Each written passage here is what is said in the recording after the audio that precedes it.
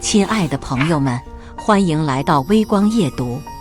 今天父亲让我和素未谋面的未婚夫打高尔夫，球场就在我住的别墅区边上。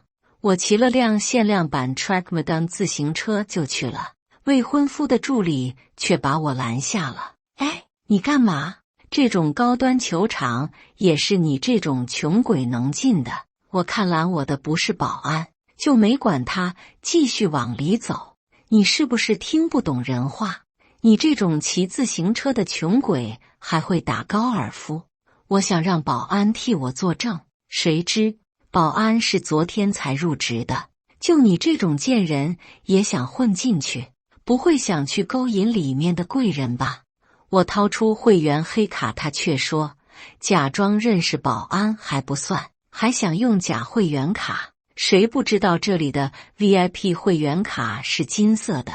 我无奈给未婚夫打电话，我被一个莫名其妙的人拦住了。你能出来接我吗？接下来开始我们本期故事，记得点击订阅并开启小铃铛。电话那头沉默了几秒，随即传来一个极不耐烦的男声：我很忙，你自己解决。嘟嘟嘟，忙音响起。我握着手机，愣在原地。这就是我爸千挑万选，号称人中龙凤的未婚夫，拦住我的女人。那个助理脸上露出毫不掩饰的讥笑。听到了吗？我们陆总很忙，没空搭理你这种货色。他叫王蕊，是陆景琛的首席助理。刚才他自报家门时，下巴都快翘到天上去了。我深吸一口气，压下心头的不快。我今天来是和陆景琛先生有约，我不想和你发生任何不愉快，请你让开。王蕊像是听到了天大的笑话。和我们陆总有约，就凭你？他上下打量我，又看了看我的自行车。你知道这里是什么地方吗？是云顶高尔夫俱乐部，能进这里的非富即贵。你看看你这身穷酸样，配吗？周围已经有零星的目光投了过来。我不想把事情闹大，我再说一遍，我找陆景琛。王蕊抱起双臂，一脸轻蔑。我们陆总日理万机，见的都是大人物，你算哪根葱？骑个破自行车就想来攀高枝，现在的女人真是越来越不要脸了。我皱起眉头，这辆车可不便宜。这话一出，王蕊夸张地大笑起来。我的天，我听到了什么？一辆破自行车能值多少钱？1000还是5000？你们这种穷鬼能有多少见识？有钱人的世界不是你们能想象的。他指着不远处停车场里的一排豪车，看到没有？那才是身份的象征。你一个骑自行车的也敢在这里大放厥词？我懒得再跟他争辩。我看向门口的保安，我是这里的会员，麻烦你叫你们老板来核实一下我的身份。那个年轻的保安一脸为难。这位小姐，不好意思，我们的老板并不是谁都能见的。王蕊的笑容更加得意了。你是不是脑子坏了？还想把这个俱乐部的老板叫出来？边上一个女孩也笑出了声。现在的穷鬼真是越来越会装了，动不动就要叫老板，还以为这是街边小餐厅呢。王蕊听到有人附和，也更有底气了。我告诉你，今天有我在，你这种想混进去钓凯子的女人，休想踏进这里一步。空气中弥漫着一股廉价香水和嚣张混合的气味。我将黑卡又向保安递去。你不认识黑卡，就把我这张卡拿给你们老板看，他肯定认识。王蕊瞟了一眼，嗤笑一声，还只有老板认识。哼，小丫头骗子，骗人都不会骗。谁不知道云顶的至尊 VIP 卡是纯金打造的？他一把抢过我手里的卡，咔嚓一声，卡片被他硬生生掰成了2半。拿着这种塑料垃圾来糊弄人，你当我王蕊是傻子吗？他把断掉的卡片扔在我脚下，还用高跟鞋尖撵了撵，赶紧滚，别在这里脏了我们俱乐部的地。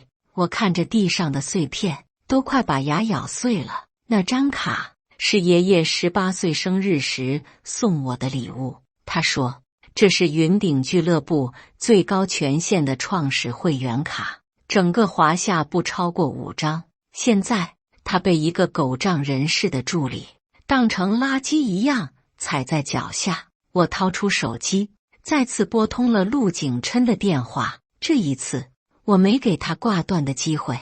陆景琛，我被你的助理拦在门口，他说我这种穷鬼不配进去，你如果10秒钟内不出现，我们之间的婚约就此作废。或许是婚约作废4个字起了作用，电话那头沉默了。不到半分钟，一个穿着剪裁得体的手工西装的男人在一群人的簇拥下走了出来。他很高，大约1.87米，五官俊朗，只是眉宇间带着一股挥之不去的傲慢。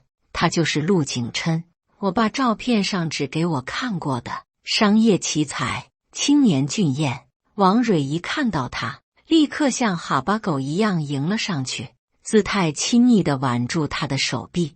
陆总，您怎么出来了？这种小事我处理就好了。他指着我，满脸委屈地告状。这个女人骑着个破自行车就想往里闯，还伪造会员卡，被我揭穿了还不肯走。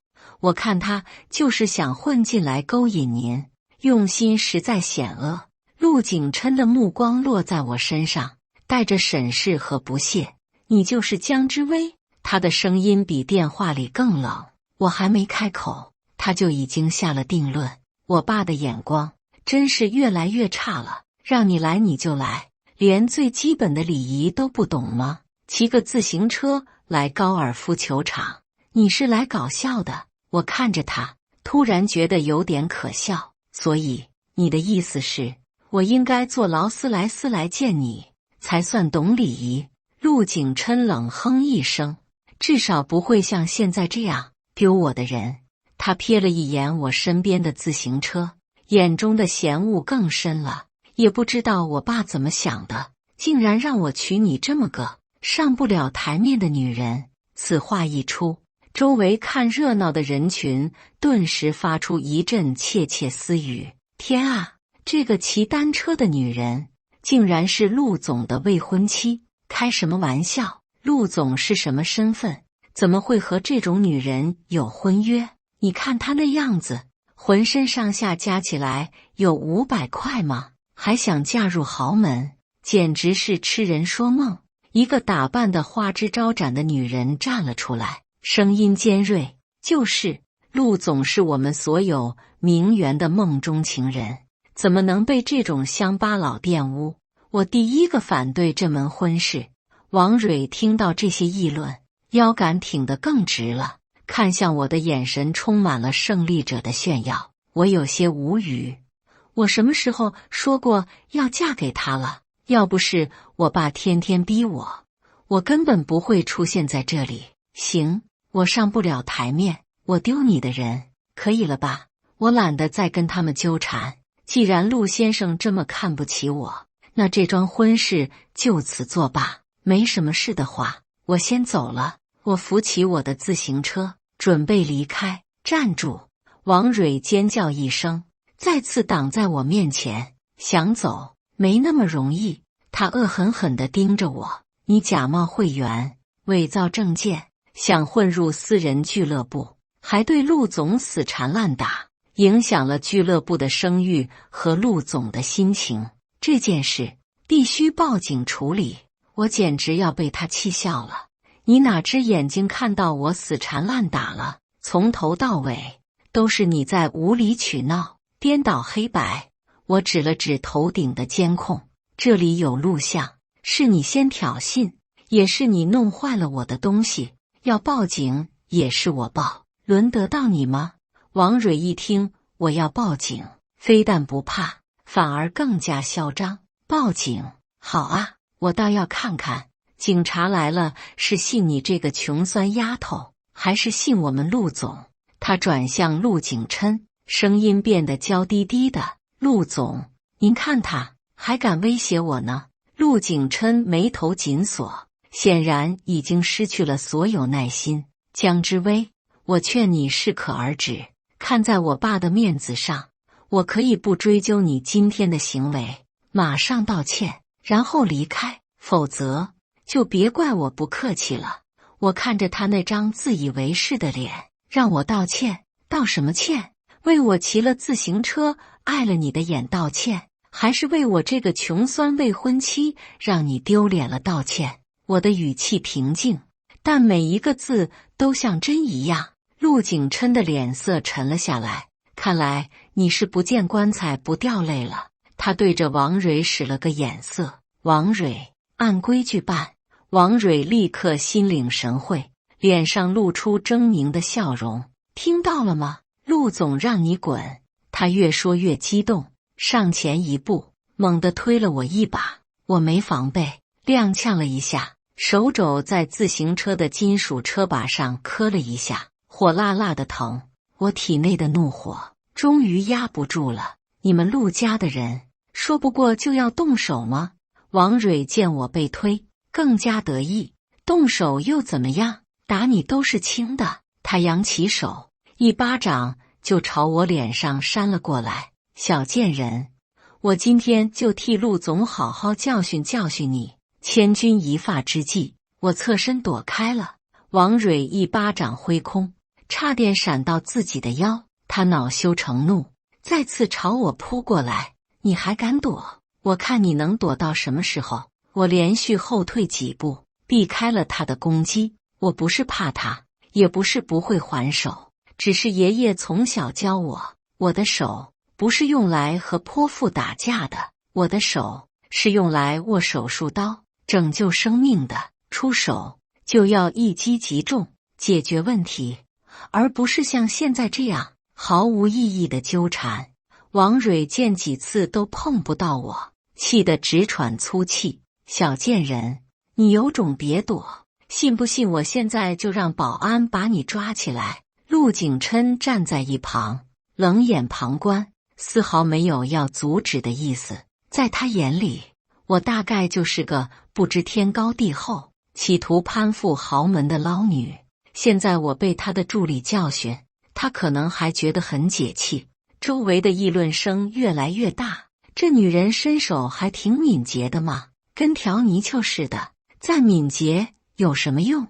得罪了陆总和王助理，他今天别想好过。就是王助理可是陆总面前的红人，他这不是找死吗？听到这些话，王蕊的气焰更加嚣张。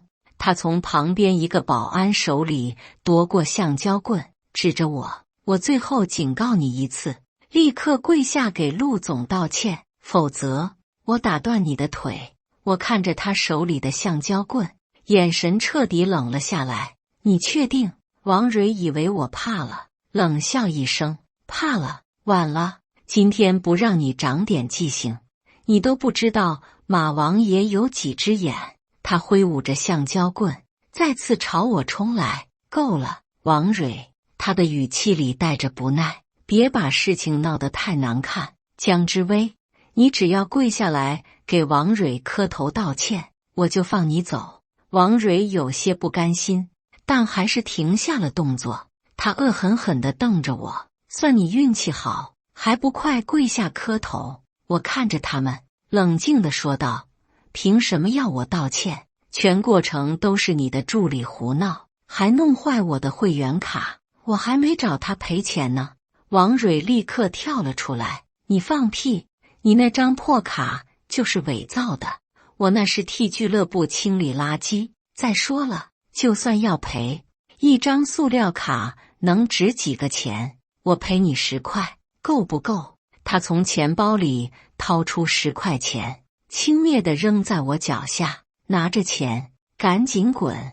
我看着地上的10块钱，笑了。10块钱，王助理，看来你的眼界也就值10块钱了。我蹲下身，将那2瓣卡片捡了起来，小心翼翼地放进口袋。然后我站起身，看着陆景琛：“陆先生，看来你的这位助理不仅喜欢狗仗人势，还喜欢颠倒黑白。我这辆车 Truckmodern SOR9 Project One 定制版，全球限量1台，是我爷爷送我的礼物。刚才王助理推我的时候，把它撞到了，车架上有了一道划痕。”我指着车架上一道几乎看不见的细微痕迹，这道划痕需要返厂修复，费用大概在50万左右。此话一出，全场死寂，所有人都用看疯子一样的眼神看着我。王蕊最先反应过来，笑得前仰后合：“50万？你他妈抢钱啊！就这么个破自行车，一道划痕要50万？你怎么不去说它能飞上天呢？”陆景琛的脸上也露出了嘲讽的笑容。江小姐，讹人讹到我陆景琛头上，你还是第一个。我给你一个重新组织语言的机会。我摇了摇头，我不需要，信不我信，你们可以自己去查，或者我现在可以给我的律师打电话。王蕊不屑地撇了撇嘴，还律师？你这种穷鬼请得起律师吗？我看你就是想钱想疯了，故意来碰瓷的。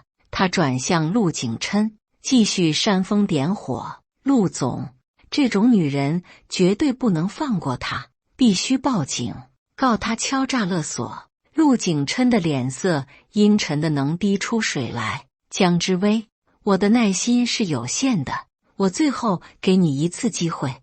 马上给王蕊跪下磕头道歉，否则后果自负。我看着他，一字一句地说道：“该说这句话的人是我。今天你们不给我一个满意的交代，谁也别想走。”说完，我再次掏出手机。这一次，我没有打给陆景琛，也没有打给所谓的律师。我拨通了另一个号码，电话只响了一声就被接起。一个苍老而温和的声音传来：“喂喂，怎么了？”我尽量让自己的声音听起来平静：“爷爷，我没事，就是您送我的那辆车被人弄坏了，还有您给我的那张卡也被人掰断了。”电话那头沉默了足足10秒，我甚至能想象到电话那头那位平日里总是笑呵呵的老人，此刻的脸色有多么难看。谁干的？爷爷的声音沉了下来。在云顶高尔夫俱乐部，我轻声说道：“一个叫陆景琛的人和他的助理王蕊。”好，我知道了。爷爷的声音听起来很平静。喂喂，你在那里等我，哪也别去。今天爷爷要让他们知道，我江家的东西不是什么阿猫阿狗都能碰的。电话挂断了。我握着手机，站在原地，心里前所未有的平静。看到我打完电话，王蕊脸上的嘲讽更浓了。哟，搬救兵呢？怎么打电话给你那个骑3轮车的爹，还是在工地搬砖的哥？我告诉你，今天你就是把天王老子叫来，也救不了你。陆景琛也冷冷地看着我，眼神像是在看一个跳梁小丑。江之薇，你真是让我大开眼界，演戏演全套，我倒要看看你今天能叫来什么人。他挥了挥手，对旁边的保安说道：“把他给我看住了，别让他跑了，等会儿警察来了，直接送进去。”2个保安立刻上前，一左一右的站到了我身边。王蕊得意的扬起下巴：“小贱人，听到了吗？你就等着坐牢吧。敢敲诈到陆总头上，我看你是活腻了。”我没有说话，只是静静地看着他们，像在看2个即将被命运宣判的死刑犯。时间一分一秒的过去，大概10分钟后，一阵巨大的轰鸣声从天边传来，由远及近，所有人都下意识地抬头望去，只见3架黑色的直升机成品字形，正朝着高尔夫球场的方向飞速驶来。直升机上没有任何商业标识，只有一个用金色丝线绣成的龙飞凤舞的江字，在阳光下熠熠生辉。王蕊脸上的笑容僵住了，这是什么情况？拍电影吗？陆景琛也皱起了眉头。云顶上空是禁飞区，谁这么大胆子？直升机没有降落在停机坪，而是直接悬停在了俱乐部大门口的草坪上空。巨大的气流吹得人睁不开眼睛。舱门打开，几条绳索被抛了下来，紧接着10几个穿着黑色作战服、戴着墨镜的彪形大汉顺着绳索迅速滑下。他们动作整齐划一，落地无声，身上散发着一股令人心悸的肃杀之气。为首的男人取下墨镜，露出一张刀削斧凿般的脸，眼神锐利如鹰。他快步走到我面前，90度鞠躬：“小姐，我们来晚了，让您受惊了。”他的声音洪亮，中气十足。在场的所有人，包括陆景琛和王蕊，全都石化了。他们目瞪口呆地看着眼前这堪比好莱坞大片的场景，大脑一片空白。王蕊张了张嘴，却一个字都说不出来。他脸上的血色以肉眼可见的速度褪去，变得惨白如纸。陆景琛的脸色也变了，他不是傻子，能动用这种阵仗的人，其身份和能量已经远远超出了他的想象。他死死地盯着我，眼神里充满了震惊和恐惧。我没有理会他们，我看向为首的那个男人，他是爷爷的贴身保镖，我叫他林叔。林叔，辛苦你们了。林叔站直身体，目光扫过陆景琛和王蕊，最后落在我脚下那2半断掉的卡片上。他的眼神瞬间冷了下来。小姐，是谁做的？我抬起手，指向已经吓得浑身发抖的王蕊。我又指了指我自行车上的那道划痕，也是他。最后，我的手指指向了脸色铁青的陆景琛，他是主谋。林叔的目光像2把冰刀射向王蕊。王蕊身体猛地一颤，双腿一软，差点瘫倒在地。不是我没有。他语无伦次地辩解着，声音里充满了恐惧。林叔没有说话，只是朝身后挥了挥手。2个黑衣大汉立刻上前，像拎小鸡一样把王蕊架了起来。你们要干什么？放开我！陆总，救我！陆总！王蕊拼命挣扎，尖叫着向陆景琛求救。陆景琛的嘴唇动了动，却一个字也说不出来。他的额头上布满了冷汗，西装的后背已经被汗水浸湿。他看着我，声音干涩：“江小姐，这其中是不是有什么误会？”到了这个时候，他还在试图撇清关系。我笑了：“误会？陆先生，刚才你不是还说我上不了台面，丢你的人吗？你不是还说我演戏，要看我能叫来什么人吗？怎么，现在人来了，你反倒觉得是误会了？”我的每一句话都像一记耳光，狠狠地扇在他的脸上。陆景琛的脸色一阵青一阵白，难看到了极点。我不知道你的身份，所以不知道我的身份就可以随意侮辱我，践踏我的尊严，是吗？我冷冷地看着他。陆景琛，你引以为傲的不就是你的身份和地位吗？在你眼里，没有身份背景的人就活该被你们这些所谓的上流人士踩在脚下，对吗？他无言以对。周围的吃瓜群众此刻早已鸦雀无声，他们看着我，眼神里充满了敬畏和恐惧。刚才那个叫嚣着反对我们婚事的名媛，此刻更是躲在人群后面，恨不得找个地缝钻进去。林叔走到陆景琛面前，他比陆景琛高了半个头，站在那里像一座不可撼动的山。陆先生是吧？林叔的语气很平静，却带着一股不容置疑的压迫感。我们小姐的东西是你和你的人弄坏的，现在我们来谈谈赔偿的问题。陆景琛艰难地咽了口唾沫，赔偿，好，我赔。林叔伸出2根手指，第一，这张卡。他从地上捡起那2半黑卡，云顶俱乐部创始会员黑卡，全球发行5张，代表着云顶俱乐部最高股东权益。这张卡无法用金钱衡量，但如果非要定个价，它的市场估值在20亿以上。什么？陆景琛和周围所有人都倒吸一口凉气。20亿一张卡。王蕊听到这个数字，两眼一翻，直接吓晕了过去。林叔看都没看他一眼，继续说道：当然，我们老爷说了，这张卡是他送给小姐的礼物，是心意，不是生意，所以钱我们不要。陆景琛松了口气，但下一秒他的心又提到了嗓子眼。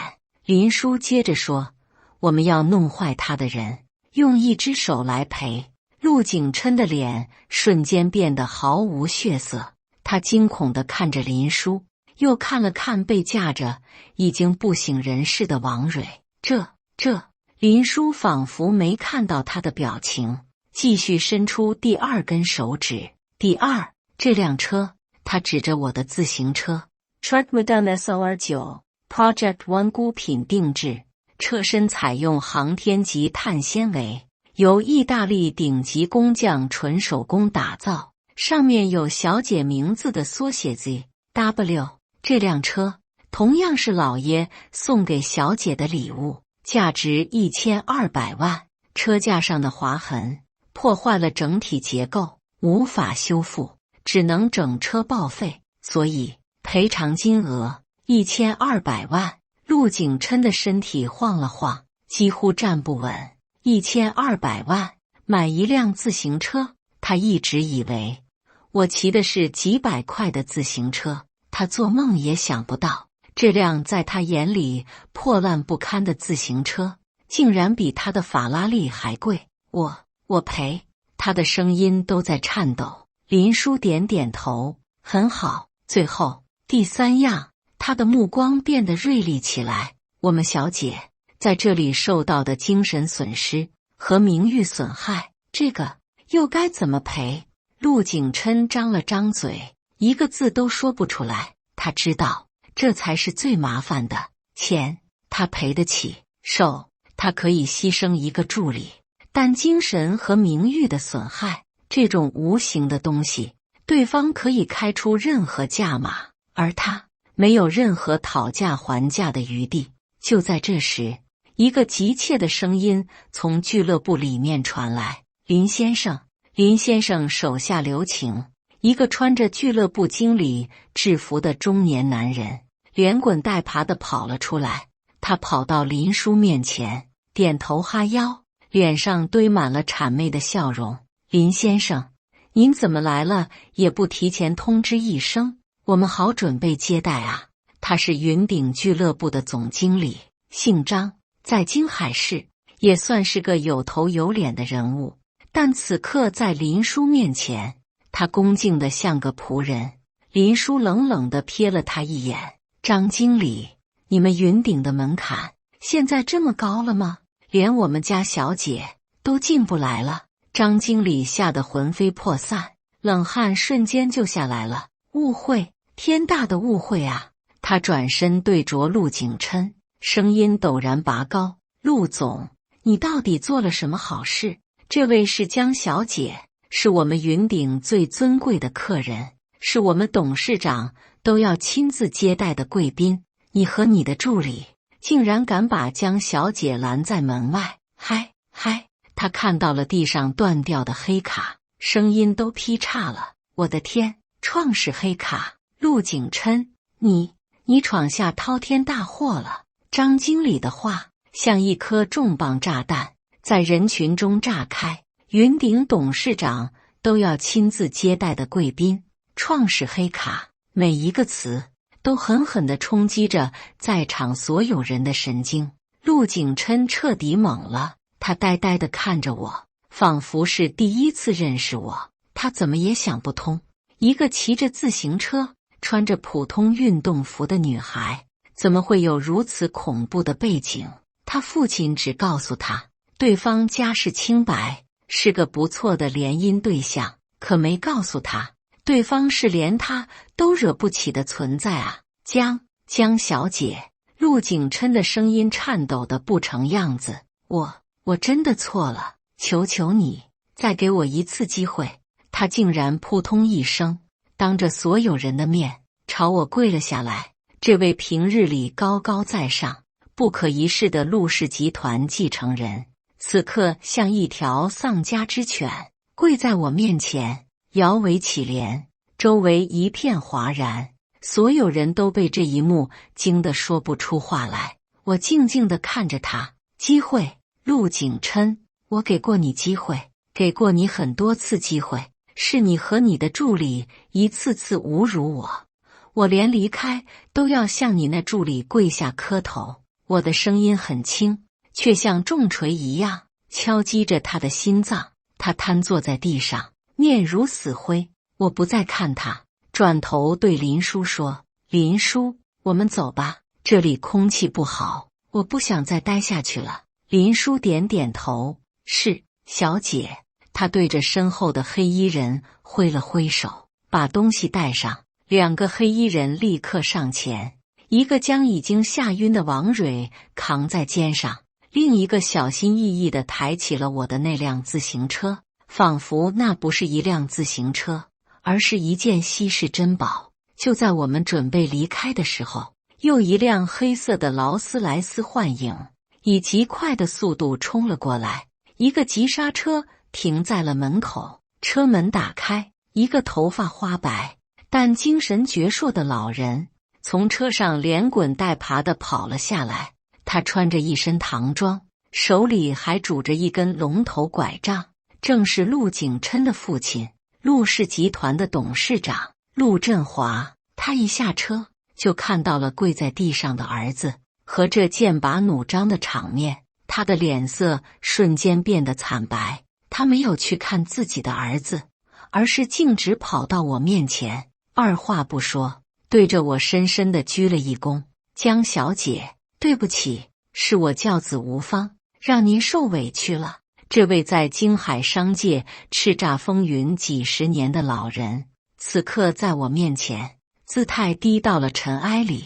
陆景琛看到他父亲的样子，彻底绝望了。他知道自己这次是真的踢到了一块他根本无法撼动的铁板。陆振华直起身，看着我，眼神里充满了恳求：“江小姐，犬子有眼不识泰山，冒犯了您，您大人有大量，求您高抬贵手，放过我们陆家一次。”我看着他，淡淡的开口：“陆董，这话你应该去跟我爷爷说。”听到爷爷两个字，陆振华的身体猛地一震，脸上的血色褪得一干二净。他像是想到了什么极其恐怖的事情，嘴唇哆嗦着，半天说不出一句话。您的爷爷是江。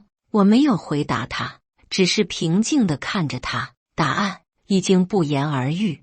陆振华双腿一软，要不是旁边的张经理眼疾手快地扶住他，他恐怕也要跪下了。完了，他失魂落魄地喃喃自语：“全完了。”我转过身，不再理会他们。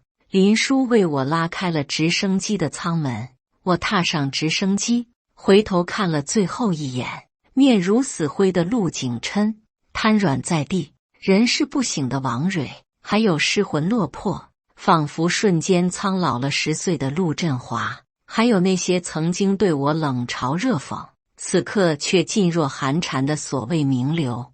我心中并没有快意，只觉得无比的讽刺。这就是他们所追捧和畏惧的所谓的权势。直升机缓缓升空，地上的景象越来越小，最终变成了一个个模糊的黑点。我靠在座椅上，闭上了眼睛，惊海的风从耳边呼啸而过。这场闹剧结束了。回到家，爷爷正坐在客厅的沙发上，手里拿着一个紫砂茶杯，慢慢地品着茶。他看起来和往常一样平静温和，但我知道，平静的湖面下往往隐藏着汹涌的暗流。回来了，他看到我，放下了茶杯。我走到他身边坐下。爷爷，对不起，把您送我的礼物弄坏了。爷爷笑了笑，摸了摸我的头。东西坏了可以再买，人没事就好。他的眼神里充满了慈爱和宠溺。那辆车，你林叔已经让人送回意大利原厂了，他们会用最快的速度给你重新做一辆一模一样的。至于那张卡，我也让张经理去补办了，以后不会再有这种事了。我点点头，谢谢爷爷。爷爷叹了口气，微微，这件事是爷爷考虑不周。我只想着，那陆家小子虽然傲气了点，但能力还不错，家世也算清白，想让你过点普通人的生活。没想到他和他身边的人竟然是这般德行，是爷爷看走眼了。我摇摇头，不怪您，爷爷，是我自己不想再和他们有任何瓜葛。爷爷赞许道，做得对，我们江家的人可以低调，但绝不能没有骨气。别人敬我们一尺，我们敬他一丈。别人若敢欺我们一分，我们就让他倾家荡产，万劫不复。爷爷的声音不大，却掷地有声。我知道陆家和那个王蕊的下场恐怕不会太好。果然，第二天京海市就爆出了2条惊天大新闻。第一，陆氏集团因涉嫌多项严重违规操作，被联合调查组入驻，所有资产被冻结。董事长陆振华和 CEO 陆景琛被带走调查。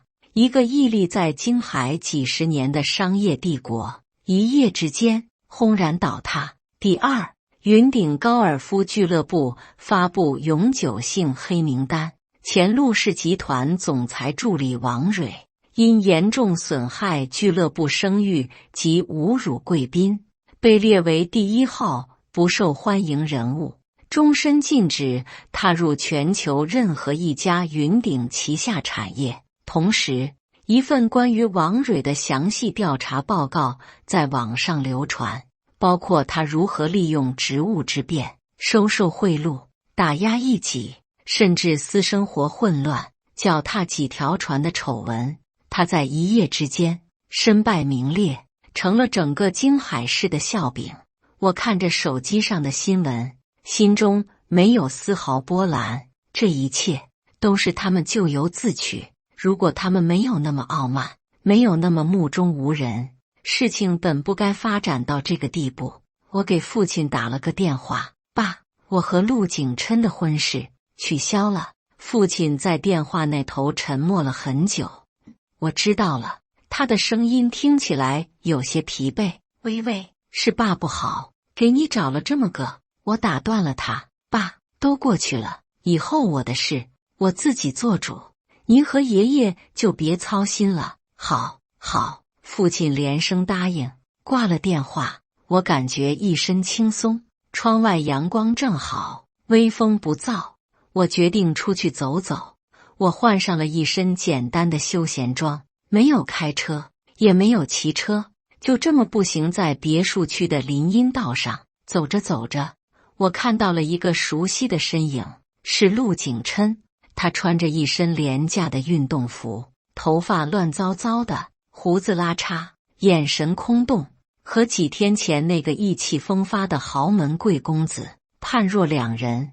他蹲在马路边，手里拿着一瓶啤酒，一口一口地往嘴里灌。他似乎也看到了我，身体僵了一下，然后他站起身，踉踉跄跄地朝我走来。江之薇，他的声音沙哑，充满了绝望。我停下脚步，静静地看着他。是你，对不对？他死死地盯着我。我们陆家是你毁掉的，对不对？我没有回答，他突然笑了，笑得比哭还难看。我真傻，我真傻，我竟然会以为你只是个普通的乡巴佬，我竟然还敢在你面前耀武扬威。他猛地给了自己一巴掌，我有眼无珠，我罪有应得。他看着我，眼神里充满了悔恨和不甘。我只是想不明白，你既然有那么通天的背景，为什么要装得那么普通？你是在玩我吗？是在看我们陆家像小丑一样表演吗？我看着他几近崩溃的样子，摇了摇头。陆景琛，你错了，我从来没有装过，我一直就是这个样子。是你的眼睛被所谓的身份、地位、财富蒙蔽了，在你眼里，人被分成了3、6、9等，开豪车的就高人一等，骑自行车的就活该被鄙视。你看到的从来不是一个人本身，而是他身上的标签。所以不是我在玩你，是你自己活在自己构建的虚假世界里，看不清现实。我的话像一把尖刀，剖开他最后的伪装。他愣住了，呆呆地看着我，眼神里的疯狂慢慢褪去，取而代之的是一片死寂。是啊，从一开始他就给我贴上了穷酸、乡巴佬、捞女的标签，所以无论我说什么、做什么，在他眼里都是错的，都是可笑的。他从来没有想过要去真正的了解我，他只是固执地相信自己的判断，而最终这份固执毁了他，也毁了整个陆家。我明白了，他喃喃自语。我明白了，他突然朝我跪了下来。这一次不是为了求饶，而是像一个忏悔的罪人。他朝着我重重地磕了3个头。对不起。说完这3个字，他站起身，失魂落魄地转身离开。他的背影在夕阳的余晖下被拉得很长很长。我知道他的人生已经彻底完了，但我没有一丝同情。可怜之人必有可恨之处，路是他自己选的，苦果也只能他自己尝。我继续往前走，没走多远，又遇到了一个意想不到的人，是那个曾经在俱乐部门口第一个站出来指责我、反对我们婚事的名媛。他叫什么名字我已经不记得了。他看到我像是见了鬼一样，转身就想跑。站住！我淡淡的开口。他身体一僵，不敢再动，战战兢兢地转过身来。江小姐。他的脸上挤出一个比哭还难看的笑容。好巧啊！我走到他面前。我记得你那天，你说我越来越装的是吧？你还说我是乡巴佬，玷污了你的男神，反对我们的婚事。他吓得脸色惨白，浑身发抖。我错了，江小姐，我有眼不识泰山，我胡说八道，求求您大人有大量，您就把我当个屁，放了吧，放过我的家族吧。他扑通一声也跪了下来，抱着我的腿就开始哭。我皱了皱眉，没有理他，从他身边径直走过，身后传来他懊恼的哭声。我回到家，林叔正在门口等我。小姐，老爷让您过去一趟。我点点头，跟着他去了爷爷的书房。书房里除了爷爷，还有一个意想不到的人，陆振华。他看起来比上次更加苍老了，头发全白了，背也驼了，像是一下子被抽走了所有的精气神。看到我进来，他挣扎着想站起来，爷爷摆了摆手，行了，坐着吧。陆振华又颓然地坐了回去。爷爷指了指对面的椅子，微微坐。我坐下后，爷爷才缓缓开口，陆家的事我已经查清楚了，这些年他们确实做了不少出格的事，就算没有我们，倒台也是迟早的事，我们只不过是把这个过程提前了而已。我明白，爷爷是在安慰我，不想让我有心理负担。他看向陆振华，老陆，我们两家也算有点交情，你儿子的事，我深表遗憾，但国有国法，家有家规，他做错了事，就要承担后果。陆振华一脸苦涩地点点头，我明白，姜老哥，是我教子无方，怨不得别人。他从怀里掏出一份文件，推到我面前，姜小姐，这是我们陆家剩下所有的资产，不多，也就几个亿。我知道这些钱连补偿您的零头都不够，但这是我的一点心意，就当是给您的赔罪。我看着桌上的文件，没有动。我看向爷爷，爷爷对我微微一笑，整个人都仰躺。我明白了爷爷的意思，我将文件推了回去。陆董，钱我不要，所有的人都要为自己做过的事负责。陆振华还想说什么，林叔已经进来将他请了出去。几天后，我收到了一个包裹，是林叔派人送来的，里面是一辆崭新的 Trackman 自行车，和被掰断前的那辆一模一样，甚至连车架上我名字的缩写都分毫不差。包裹里还有一张卡片，是新补办的云顶创始黑卡。我把卡片随手放进抽屉，然后骑上我的新车，迎着风驶向了远方。从此，京海再无陆氏集团。